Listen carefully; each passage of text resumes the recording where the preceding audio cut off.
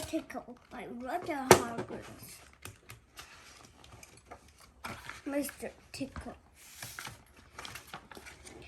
It was a warm sunny morning in his small house at the other side of the wood. Mr. Tickle was asleep. You didn't know that there was such a thing as a tickle, did you? Well, there is. Tickles are small and round, and they have arms that stretch and stretch and stretch. Extraordinarily long arms. Mr. Tickle was fast asleep. He was having a dream. It must have been a very funny dream because it made him laugh out loud. That woke him up. He sat up in his bed, stretched his extraordinarily long arms, and yawned an enormous yawn. Mr. Tickle felt hungry, so do you know what he did? He reached out of the one of his extraordinarily long arms, opened the bedroom door, reached downstairs, opened the kitchen door, reached into the kitchen cupboard, opened the biscuit tin, took out a biscuit, brought it back upstairs to the bedroom door and back to Mr. Tickle in bed. As you can see, it's very useful indeed having arms as Mr. Tickle's cheese and his biscuit. He looked out of the window. Today looks like very much like a tickling day, he thought to himself. So, later that morning, after Mr. Tickle had made his bed and cooked his breakfast, he set off through the woods. As he walked along, he kept his eyes very wide open, looking for somebody to tickle, looking for anybody to tickle. Eventually, Mr. Tickle came to a school. There was nobody about, so reaching up his extraordinary long arms to a high window ledge, Mr. Tickle pulled himself up and peeped in through the open window. So he could see the classroom.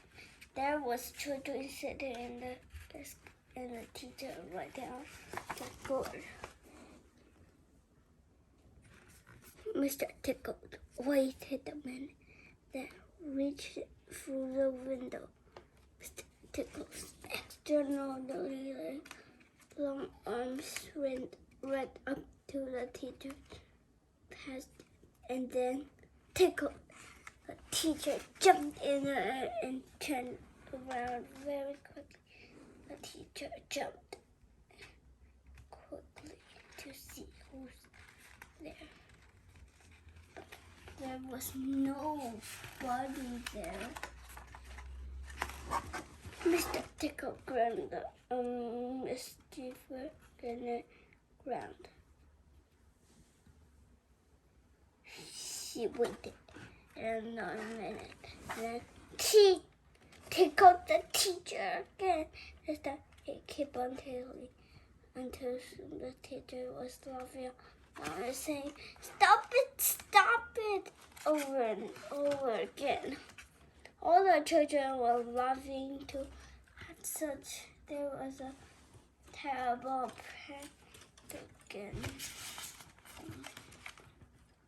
Eventually, Mr. Tickle thought that he had enough fun, so he gave the teacher one more tickle for luck, and then very quietly brought his arm back through the open window, chuckled to himself, and he jumped down from the window, leaving the poor teacher to explain what it was all about, which of course he couldn't.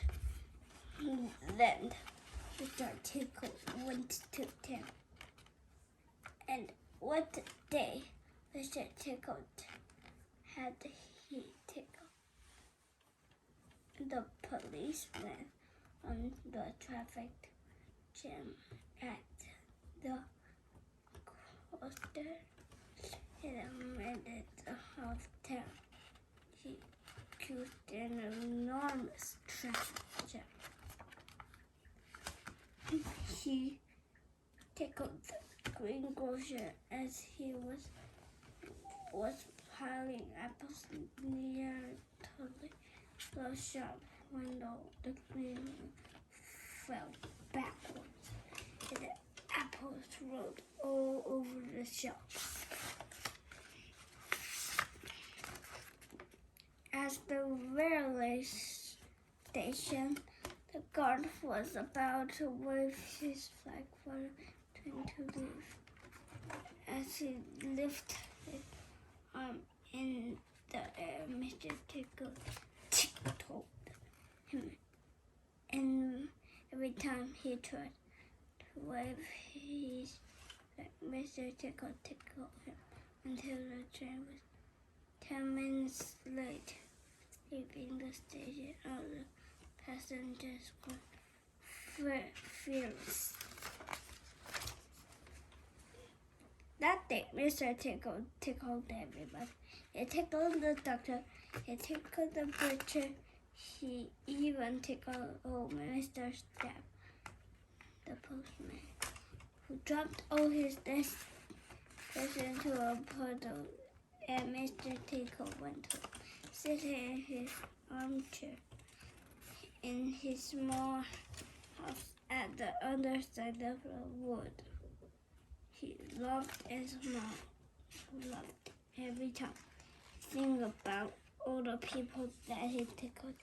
So, if you are in any way ticklish between of Mr. Tickles and who those has extraordinary long things, just think, perhaps somewhere about at his little moment when reading this book.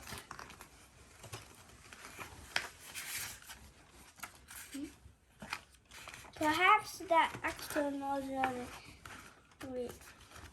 long arms of his already carried up to the door of this room. Perhaps it's opening the door now and coming into the room.